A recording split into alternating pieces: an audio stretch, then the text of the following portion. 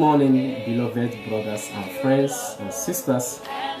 This is my first time of having a live video on Facebook, and it's good for us to, from time to time, pause, reflect upon, think through, ponder, because an unexamined life is not worth living. Today we are celebrating a heart so pure and immaculate. The Immaculate Heart of Our Lady, of our Mother, the Mother of Jesus. Yesterday was the solemnity of the most Sacred Heart of Jesus, and as it happens every year, after the solemnity of the most Sacred Heart of Jesus, the Church gives us another opportunity to reflect upon another heart, the Immaculate Heart of Mary. Today, I don't want us to go into some of these debates we have from time to time about Our Lady, about our Mother, whether she is actually the Mother of God, whether we should give her honor and all of that. So that is not what I am to talk about this morning. Briefly, I want us to reflect on something that concerns today's celebration. A child does not fall from heaven. A child is conceived and born of a woman. A child must have a mother. In other normal circumstances, there must be a very strong emotional link between a mother and her child. A mother is much more affectionate towards her child, and the state of the child must affect the mother. No matter how good or bad a child is, the mother's heart is always deeply touched by the situation of the child. When we talk about those people we regard in quote as criminals, those who live some sort of life in the society, those whose lifestyles are not very much acceptable to the society, we may think that their mothers are not concerned about them. No. No matter how bad or good they are, their mothers think about their situation. Their hearts are touched about what they go through. So yesterday, we celebrated the solemnity of the most Sacred Heart of Jesus.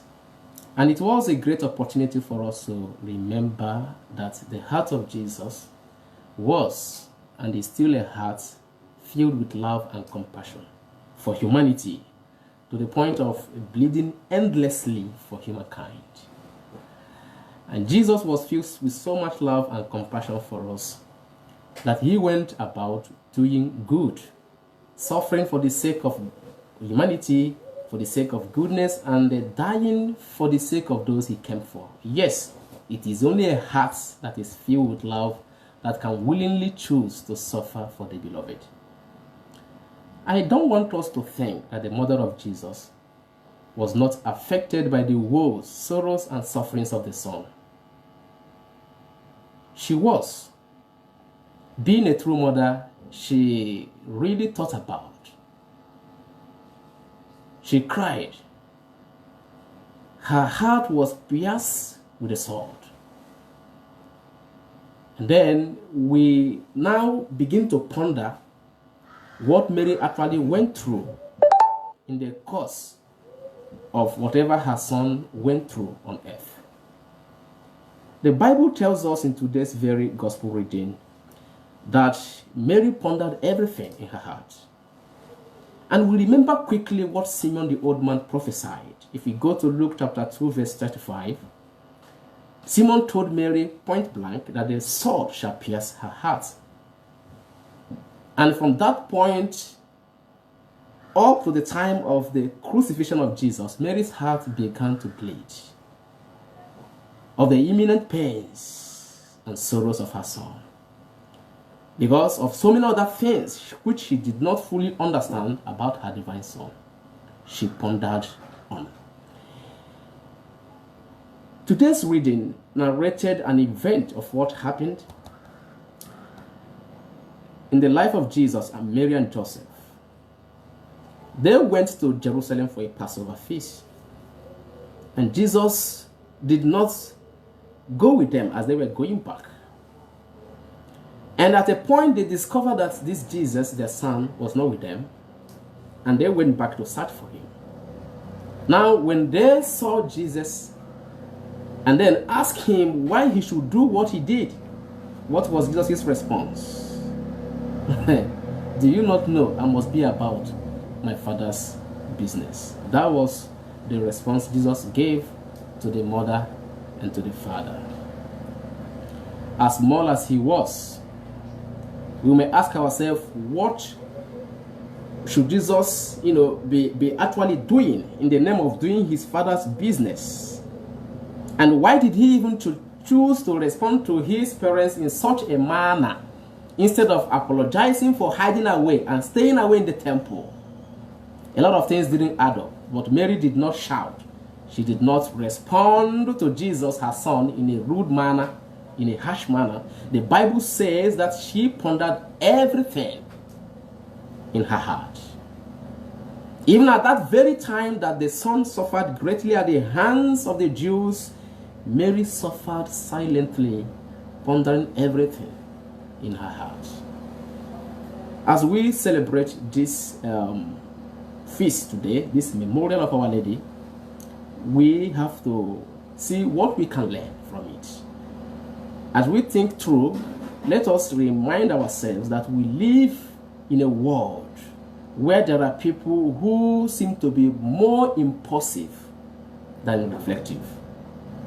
Our generation seems to be a generation of impulsiveness.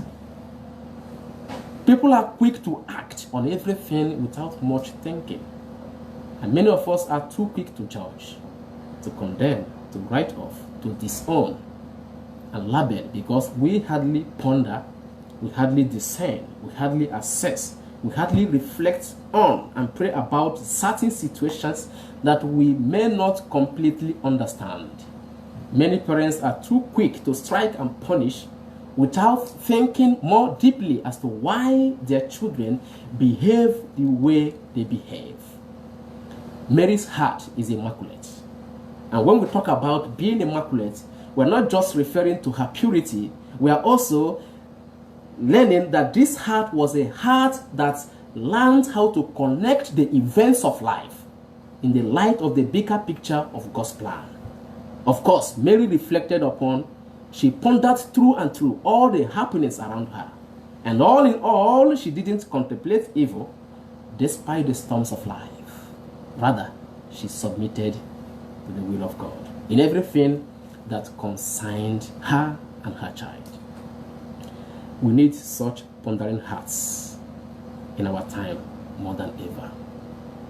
Immaculate Heart of Mary, pray for us.